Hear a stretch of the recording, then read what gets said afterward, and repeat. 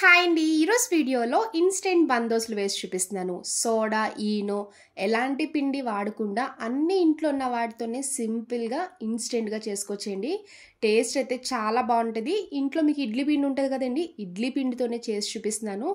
రొటీన్గా తినే ఇడ్లీలు, ఊతప్పం, పొంగనాలే కాకుండా ఇలా బందోసులా కూడా ట్రై చేయండి. చాలా బాగుంటుంది.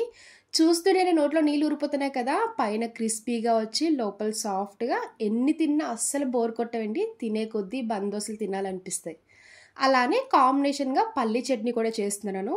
ఇంకా లేట్ చేయకుండా ఈ బందోస అలానే పల్లీ చట్నీ ఎలా చేయాలో ఒకసారి చూద్దాం రండి.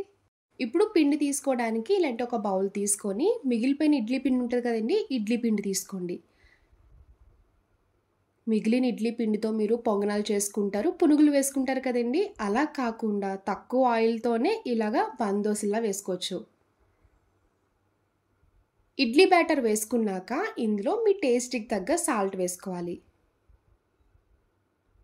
1/2 టీ స్పూన్ జీలకర్ర, 1 క్యారెట్ తురుముకొని వేసుకోండి. క్యారెట్ వేయడం వల్ల టేస్ట్ బాగుంటుంది, హెల్త్కి కూడా మంచిది. పచ్చిమిర్చి, ఉల్లిపాయ ఇలా చిన్న ముక్కల్లా కట్ చేసుకొని వేసుకోవాలి. ఇవన్నీ వేసుకున్నాక బ్యాటర్ కలిసేలాగా బాగా మిక్స్ చేసుకోండి. ఇందులో సోడా, ఈనో ఎలాంటివి ఏం వేయనవసరం లేదండి, ఇలానే చేసుకోవచ్చు. ఇలా రెడీ చేసుకున్న పిండిని పక్కన పెట్టుకోండి. ఈలోపు చట్నీ రెడీ చేసుకోవాలి. ఇప్పుడు చట్నీ రెడీ చేసుకోవడానికి స్టవ్ ఆన్ చేసి ఇలా కడాయి పెట్టుకున్నాక 1 స్పూన్ ఆయిల్ వేసుకోవాలి. 1/2 టీ స్పూన్ జీలకర్ర, మీరు కారం ఎంత తింటారో స్పైసీనెస్ చూసుకొని పచ్చిమిర్చి వేసుకోండి. నేనైతే 8 నుంచి 10 వరకు వేసుకున్నానండి. ఇలా కట్ చేసుకొని వేసుకోవాలి. కొంచెం కరివేపాకు వేసుకోండి.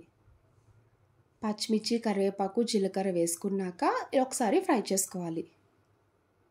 ఇలా ఫ్రై చేస్తున్నప్పుడే 4 వరకు వెల్లుల్లి కూడా వేసుకొని ఫ్రై చేసుకోండి. పచ్చిమిర్చి ఫ్రై చేస్తున్నప్పుడు ఏ చట్నీ చేసుకున్నా ఒక 70% ఫ్రై చేసుకోండి. కంప్లీట్గా ఫ్రై చేసుకున్నా ఆ స్పైసీనెస్ అనేది పోతుంది. ఇలా స్టవ్ ఆఫ్ చేసుకునే ముందు చిన్న ముక్క ఎండు కొబ్బరి వేసుకోండి. ఇంట్లో ఎప్పుడైనా పచ్చి కొబ్బరి అయిపోయినప్పుడు సడన్గా మనకి చట్నీ చేసుకోవాలనుకుంటే ఇలా ఎండు కొబ్బరి వేసుకోవచ్చు. చిన్న ముక్క వేసుకుంటే సరిపోద్ది. ఎండు కొబ్బరి వేయడం వల్ల కూడా చట్నీ రుచి బాగుంటుందండి. ఎప్పుడైనా వేయకపోతే సరే వేస్ట్ చేయండి, టేస్ట్ బాగుంటుంది. చూడండి, పచ్చిమిర్చి కూడా ఫ్రై అయిపోయింది కదా. ఇలా ఫ్రై చేసుకున్నాక ఇంకా స్టవ్ ఆఫ్ చేసుకోవాలి. కొంచెం చల్లారాక అప్పుడు మిక్సీ జార్లో వేసుకోండి. మిక్సీ జార్లో ఇలా వేయించిన పచ్చిమిర్చి వేసుకున్నాక ఇప్పుడు 1 కప్పు పల్లీలు వేసుకోండి. ముందుగానే డ్రై రోస్ట్ చేసి ఇలా పొట్టు తీసేసుకొని వేసుకోవాలి. అదే కప్తో 1/2 కప్పు పుట్నాల పప్పు వేసుకోండి. 1 కప్పు పల్లీలు వేసుకుంటే 1/2 కప్పు పుట్నాల పప్పు వేసుకోవాలి.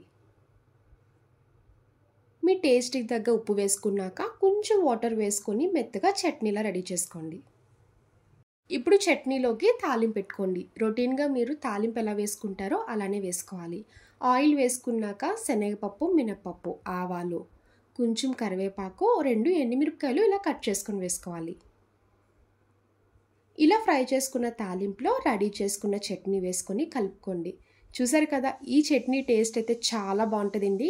బందోసులకనే కాదండి, ఇడ్లీలోకి, దోశలోకి, ఏ బ్రేక్ఫాస్ట్లోకైనా చాలా బాగుంటుంది. ఇందులో ఎండు కొబ్బరి వేసినట్టు స్మెల్ అయితే అస్సలు రాదు. ఒక్కసారి ట్రై చేయండి, నిజంగా బాగా నచ్చుతుంది. ఇప్పుడు బందోసులు వేసుకోవడానికి స్టవ్ ఆన్ చేసి ఇలాంటి ఒక తాలింపు పెట్టుకున్న ప్యాన్ పెట్టుకోవాలి. చూసారు కదా, ఇలాంటి ప్యాన్ పెట్టుకున్నాక ఇందులో 1/2 టీ స్పూన్ నూనె వేసుకోండి. ఆయిల్ హీట్ అయ్యాక ముందుగా రెడీ చేసుకున్న ఇడ్లీ పిండి బ్యాటర్ని కొంచెం కొంచెం వేసుకోండి. అది కుక్ అవుతున్నప్పుడు పైకి పొంగుతుంది. ఇడ్లీ వేసుకున్నప్పుడు ఎలా పైకి పొంగుతుందో ఈ బందోసులు కూడా అలానే పైకి పొంగుతాయండి. 2 గరిటెల వరకు వేసుకోవాలి. ఇలా వేసుకున్నాక మూత పెట్టుకొని లో టు మీడియం ఫ్లేమ్లో పెట్టుకొని కుక్ చేసుకోవాలి. ఈ తాలింపు ప్యాన్ చిన్నది కదండి, హీట్ బాగా ఎక్కువైపోతే మాడిపోద్దు కానీ లోపల కుక్ అవ్వదు. లో టు మీడియం ఫ్లేమ్లో చిన్న మంట పెట్టుకొని కుక్ చేసుకోండి. ఇలా 1 సైడ్ కుక్ చేసుకున్నాక ఇప్పుడు ఒకసారి మూత తీసుకొని రివర్స్ చేసుకోవాలి. ఇలా 1 సైడ్ కుక్ అవ్వడానికి అయితే 2 మినిట్స్ పడుతుందండి. సిమ్లో పెట్టుకొని కుక్ చేసుకుంటున్నాం కదా. 2 మినిట్స్ అయ్యాక అప్పుడు రివర్స్ చేసుకోవాలి. ఎడ్జెస్ని గోల్డెన్ కలర్ కింద కుక్ అయినట్టు కనిపిస్తుంది. అప్పుడు స్లోగా రివర్స్ చేసుకోండి. ఇలా రివర్స్ చేసుకున్నాక మళ్ళీ మూత పెట్టుకొని కుక్ చేసుకోవాలి. ఇలా 2 సైడ్స్ కూడా క్రిస్పీగా అయ్యే వరకు కుక్ చేసుకొని అప్పుడు ప్లేట్లోకి తీసుకోండి. చూడండి బందోస చక్కగా చాలా బాగా వచ్చింది కదా. ఇలా రెడీ చేసుకోవాలి. ఇప్పుడు మిగిలిన అన్ని బందోసులు కూడా అలానే వేసుకొని కుక్ చేసుకున్నాక ప్లేట్లోకి తీసుకోవాలి. ఇడ్లీ బ్యాటర్తో ఎప్పుడు రొటీన్ బ్రేక్ఫాస్టే కాకుండా అప్పుడప్పుడు కొంచెం ఇలా డిఫరెంట్గా బందోసలా ట్రై చేయండి. చూడడానికి బాగుంటుంది, పైన క్రిస్పీగా లోపల సాఫ్ట్గా మినపరొట్టె ఎలా ఉంటుందో ఆ విధంగా ఉంటుంది.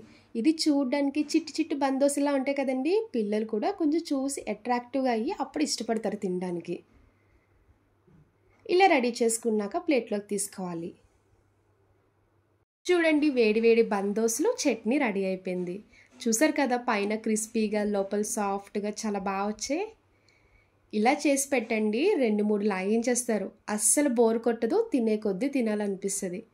చూసారు కదా హెల్దీ అండ్ టేస్టీ బందోసా రెసిపీ. నా వీడియో మీకు నచ్చితే లైక్ చేసి షేర్ చేయండి. ఫస్ట్ టైం చూసాలి ఎవరైనా అయితే ప్లీజ్ అండి సబ్స్క్రైబ్ చేయండి. బాయ్ అండి.